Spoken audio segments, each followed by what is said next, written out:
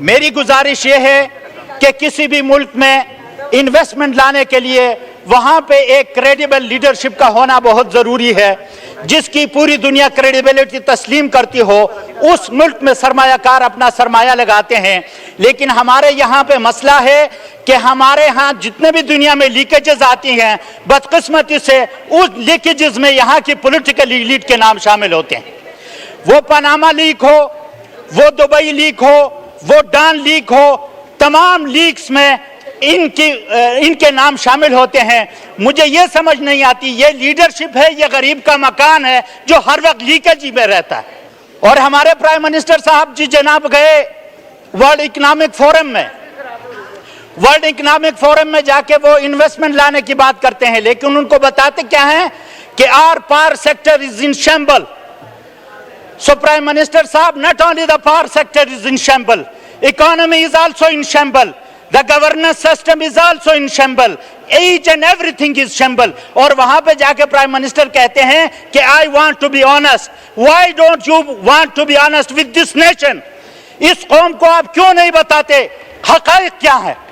यहाँ पे आके आप बोलते झूठ हैं।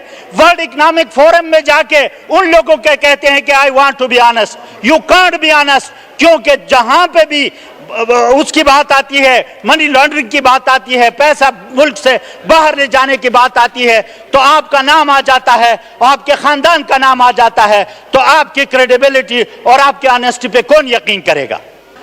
तो जनाबे वाला, मेरी गुजारिश ये है कि जिस तरह सब इस बात को कन्फेस करते हैं, एक साबिक वजीर दाखिला ऑन रिकॉर्ड ये बात कहते हैं कि जनाबे वाला हमने पीडीएम रजीम चेंज इसलिए की पीडीएम ने ताकि हम अपने केसेस खत्म कर सकें।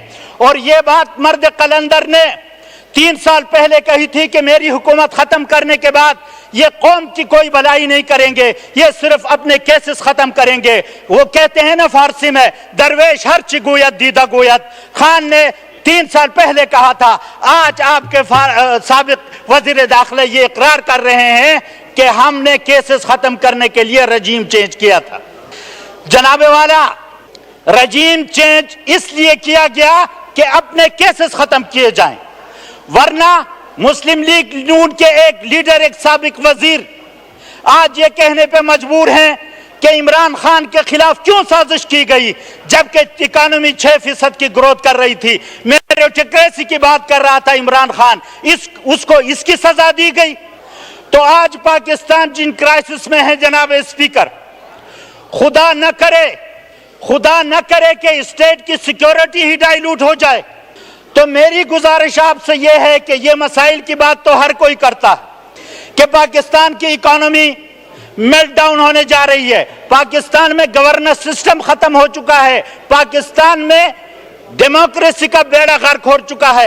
एवरीबॉडी कन्फेस, हर कोई कन्फेस करता है, लेकिन सोल्यूशन कोई नहीं देता। $1 मिलियन क्वेश्चन है कि ये what is the way out. इसका सिर्फ एक सोल्यूशन है सर, इस मसले का एक हल है, और वो हल ये है कि ये पीडीएम वाले सारे इकट्ठे हो जाएं और मर्द कलंदर कैदी नंबर 804 से जाके माफी मांगे। और मुझे पता है, मैं खान को जितना जानता हूं, वो मर्द कलंदर, मर्द दरवेश माफ करेगा, क्योंकि वो रसूलुल्लाह सल्लल्लाहु अलैहि वसल्लम का सच्चा सिपाही है, जिसने फतह मक्का के बाद अपने दुश्मनों को माफ किया था। मैं आपको यकीन दिलाता हूं, ये जाके उससे माफी मांगे, उससे कहें कि साईं सानू माफ कर दे, अच्छी तेरे पैरी पहने आ जाओ, वजीर आजम की कुर्सी संभालो। अगर पाकिस्तान की इकोनॉमी उसके बाद मुस्तहकम ना हुई तो इस अब्दुल लतीफ को डी चौक पे फांसी दी जाए। ये तो नहीं होता सर, ये तो नहीं होता जनाब स्पीकर कि एक वजीर आजम को आप with in no time 200 cases उसके खिलाफ करें, बोगस केसेस उसके खिलाफ रजिस्टर्ड करें, और दूसरे बंदे को बाहर से लाया जाए और एयरपोर्ट पर उसके लिए बायोमेट्रिक जुडिशरी जाके एयरपोर्ट पे जाके उसका इस्तकबाल करे, वहां पे जाके उसका इस्तकबाल करते हुए उसको तमाम केसेस माफ किए जाएं। इन हालात में جو لوگ یہ سمجھتے ہیں کہ اس ملک میں فارن ڈائریکٹ انویسٹمنٹ آئے گی وہ احمقوں کی جنت میں رہتے ہیں جناب اسپیکر. پہلے اس نظام کی کریڈیبلٹی کو اسٹیبلش کرنا ہوگا اور نظام کی کریڈیبلٹی لیڈرشپ کی کریڈیبلٹی سے لنکڈ ہوتی ہے. جب ڈسکریڈٹ لوگ لیڈرشپ لیول پہ آئیں گے ان کی کریڈیبلٹی انٹرنیشنلی اگر زیرو ہو تو وہ قوم کی کیا رہنمائی کریں گے اور باہر کی دنیا ان پہ اعتبار کیسے کرے. تو آج اگر یہ ایوان یہ فیصلہ کرے کہ جو بھی بوکس کیسز عمران خان کے خلاف بنائے گئے ہیں ان کو ختم کیا جائے, عمران خان کو اگر باعزت بری کیا جائے اور اس بات پہ اسے راضی کیا جائے کہ ساڑھے ستے نہیں ہوندہ جناب سائیں تسی ہو تو اس ملک کا باغ دوڑ سنبھالے ہو اسی انہوں راضی کر سے اسے پہلی پیسی ہیں اسی ساڑھا لیڈر مان جائے گا. اس کے بغیر اس مسئلے کو کوئی میرے محترم اسپیکر صاحب کوئی حل نہیں ہے. آج پاکستان کے حالات پہ سب کہتے ہیں کہ ہمیں رونا آتا ہے. رونے دھونے سے کچھ نہیں ہوتا, رونے دھونے سے کچھ نہیں ہوتا. پریکٹیکل سٹیپس اٹھانے پڑیں گے. یہاں پہ ڈیموکریسی کے نام پر ڈیموکریسی کا گلا گھوٹا جا رہا ہے. ہماری 180 سیٹیں چھین کر آپ ہمارے ساتھ کس ڈیموکریسی کی بات کرتے ہیں مجھے آپ یہ بتائیں. قوم ووٹ دے تحریک انصاف کو اور اقتدار کسی اور کے حوالے کیا جائے. انٹرنیشنلی ہمارا کیا امیج جا رہا ہے. آج کل وہ دنیا نہیں ہے کہ پاکستان میں جو کچھ بھی ہو رہا ہو دنیا کو پتہ نہ ہو. ہم سے پہلے دنیا کو پتہ چل جاتا ہے کہ پاکستان میں کیا ہو رہا ہے. تو جناب اسپیکر ہم صرف رونے دھونے سے ان مسائل کا حل نہیں نکال سکتے. بات کرتے ہیں جی ڈیبیٹ ہونی چاہیے. کس کے ساتھ ہم ڈیبیٹ کریں؟ ہم کس کے ساتھ ڈیبیٹ کریں, کس کے ساتھ ڈائلاگ کریں؟ فارم 47 لے کر ایک بندہ آگے اقتدار پہ قابض ہو جاتا ہے اور ہمیں کہا جاتا ہے کہ آپ مذاکرات کریں. کیا یہ مذاکرات ہو سکتے ہیں؟ ان کے قائدین کو تو کلین چٹ دی جائے, ان کے دروازے پہ عدلیہ کو لایا جائے, ایئرپورٹ تک عدلیہ کو لے جایا جائے اور میرے قائد کو ہائی کورٹ سے اغوا کر کے, ہائی کورٹ میں بھی میرا قائد محفوظ نہیں تھا. مجھے یہ بتائیں کہ اس ملک میں انصاف کا نظام ہے تو کدھر ہے؟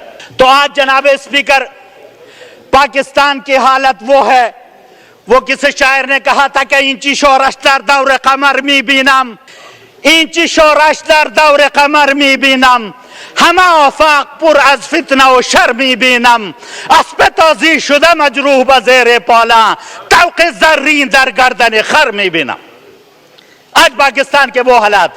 تو جناب اسپیکر اللہ تبارک و تعالی قرآن میں فرماتے ہیں کہ لِمَ تَقُولُونَ مَا لَا تَفْعَلُونَ, آپ وہ بات کیوں کرتے ہو جس پر آپ عمل نہیں کرتے ہو.